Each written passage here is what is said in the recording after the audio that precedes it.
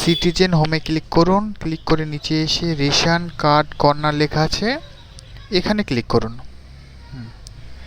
এবার এখানে office inquiry যেটা আছে এখানে ক্লিক করুন, তারপর অ্যাপ্লাই অনলাইনে ক্লিক করুন।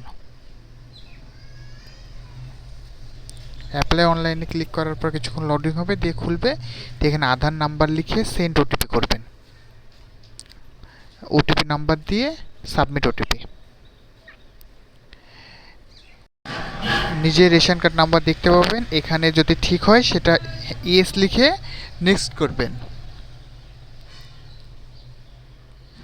তারপর এখানে এসে আপনার কোন ফর্মটা আপনার হবে 14 নম্বর ফর্ম, অর্থাৎ আপনি কি কারণে মানে বিয়ের কারণে বা অন্যান্য কারণে আপনি মানে রেশন কার্ডটা পরিবর্তন করতে চাইছে, এখানে ক্লিক করুন থাকবে, এখানে ক্লিক করবেন।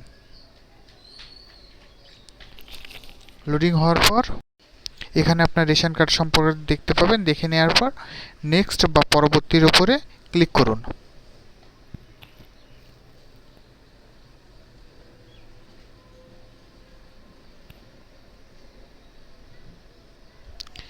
এখানে এবার সমস্ত আপনাদের পরিবারে কতজনের রেশন কার্ড আছে না আছে সমস্ত ডিটেলস দেখতে পাবেন। এখানে নেক্সট বা পরবর্তীতে অংশটায় ক্লিক করবেন।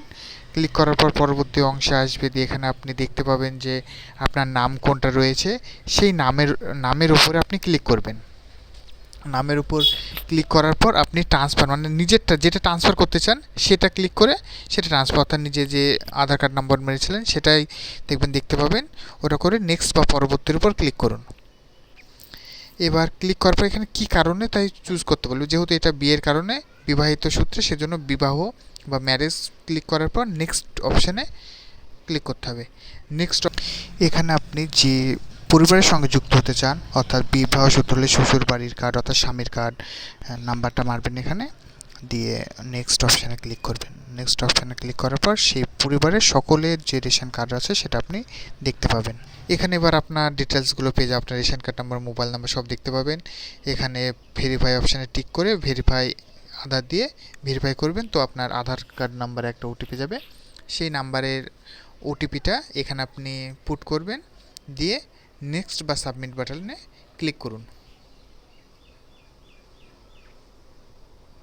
হ্যাঁ, এখানে আপনার কমপ্লিট হয়ে গেল, আধার অথেন্টিকেশন বা যাচাই যেটা বলে সেটা হয়ে গেল। এবার এখানের মধ্যে আপনার যে পরিবার আপনি যুক্ত হতে চাইছেন,